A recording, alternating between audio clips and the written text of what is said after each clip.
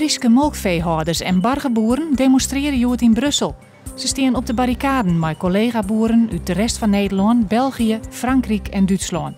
Ze protesteren omdat ze verlies draaien tot de lege prijzen van molken en vlees.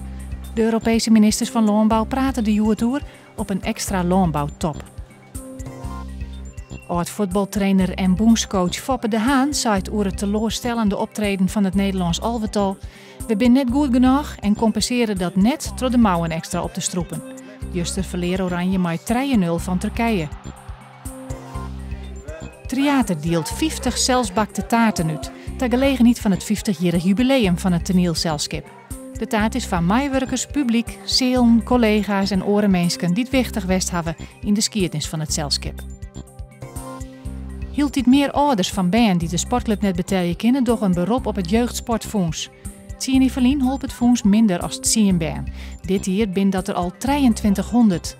Nevens de nieuwe voorzitter, Arne Jochem de Vries, zal dat tal de komende jaren verdubbelen. Joen en vannacht een bewolkte loft, maar wel droog. Het wordt zo'n 12 graden. Morgen een dag met zinnen en een matige wind uit het noordwesten. Het wordt dan 18 graden.